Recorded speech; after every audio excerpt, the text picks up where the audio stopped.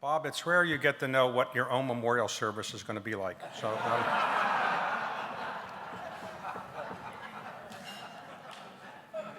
speaking of memorials, I'd like to read a letter that was sent to me today on my iPad, and it's from John D. Rockefeller.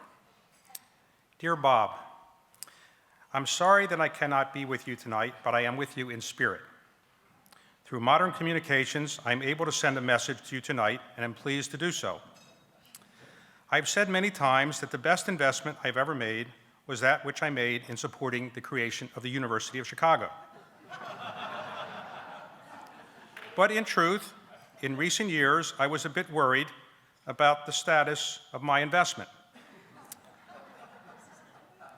I have been pleased, though, that under your leadership, the University of Chicago has regained its status as one of the world's finest universities.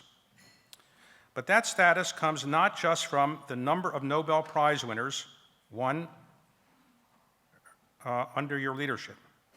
Rather, that status comes from your providing the kind of unparalleled leadership the University of Chicago once had under such leaders as William Rainey Harper, Robert Hutchins, Ed Levy, and Hannah Gray, among others.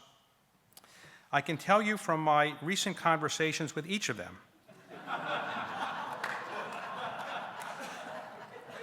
that they fully agree with me, and former university presidents rarely say anything good about their successors. I hope it will be many years before I actually get to talk with you in person and to be able to convey in person my warm regards for the job you have done for the university I helped to create. So in the meantime, let me just say that you have made me prouder of the University of Chicago than I've ever been. And you're not only a great leader, but in my words, in my jargon that I've learned here, you are a real mensch.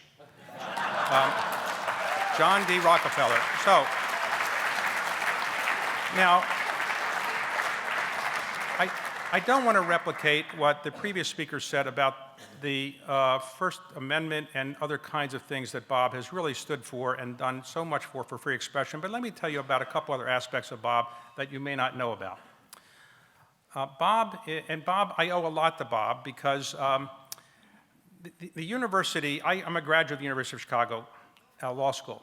And as all of you know, when you mention wherever you went to school to people, people judge you right away about that. People ask you, where are you from? What's your name? Where'd you go to school?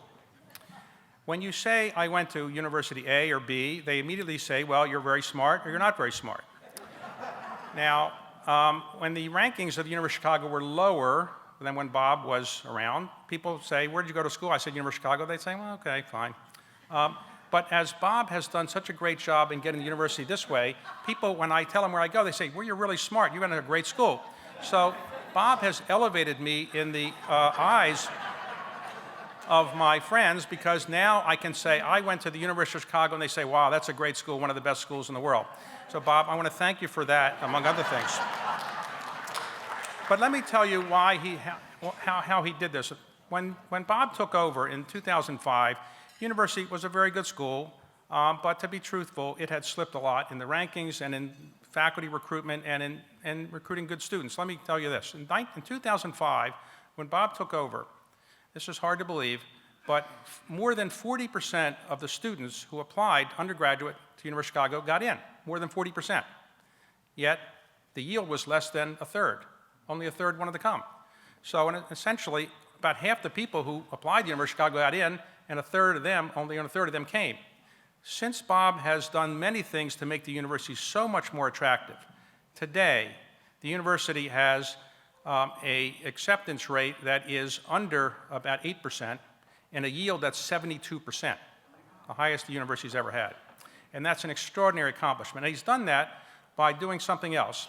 He has doubled the number of international students the university has. He has doubled the number of African American students the university has, and he's doubled the number of Hispanic and Latino students the university has, and he has dramatically increased financial aid to the university. And he's done that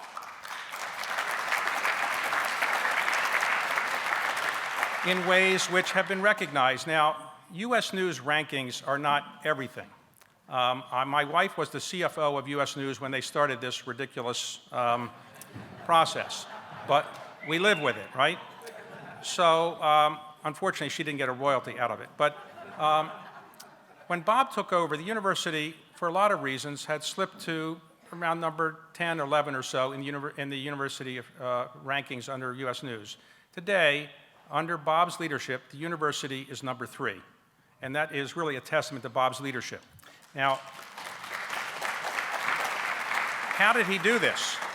How does a mathematician do this, really? Usually, mathematicians are not the people that are warm and fuzzy people who get great donors to show up.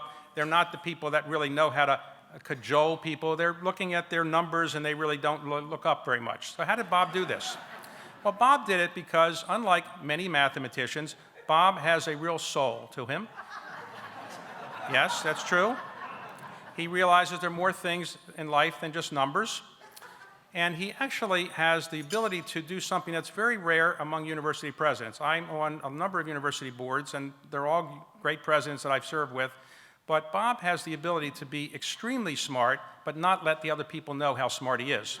And that's very important, because when you're wooing a donor, you don't want to let the donor know that you're 10 times smarter than the donor, right?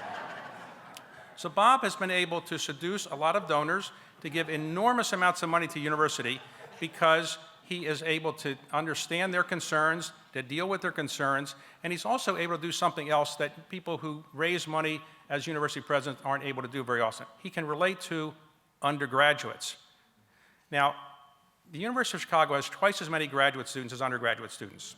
And usually when you have that kind of situation, you often ignore the undergraduates. And that unfortunately happened to some extent at the University of Chicago in, I'd say, the 60s and 70s and 80s and around that period of time. The undergraduates were the stepchild of the university. The university was focused on its Nobel Prize winners, understandably so, graduate students, professional schools.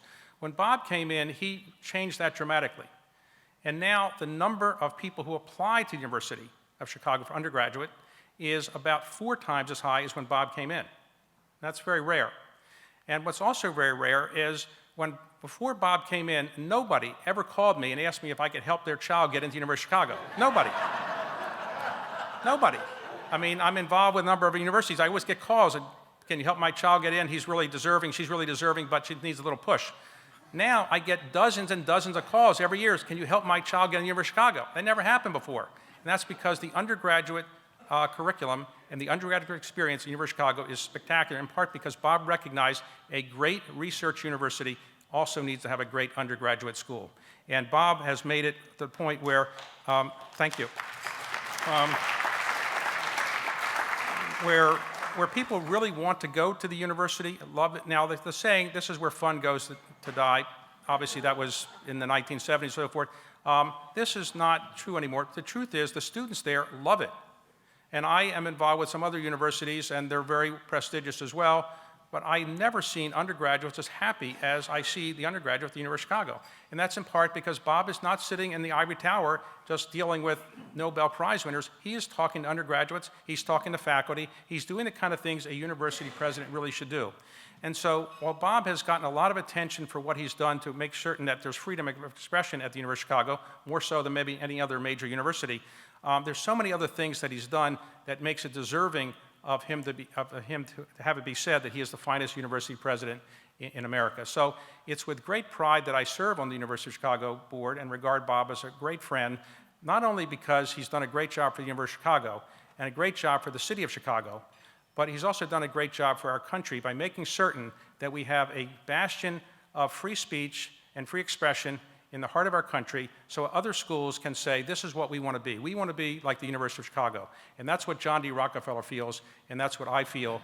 And it's also, I'm very proud that now when I talk to people and I say, I went to the University of Chicago, they say, oh, you're really smart, and that's the school that Bob Zimmer turned around. Congratulations for being able to be a graduate of it. Thank you.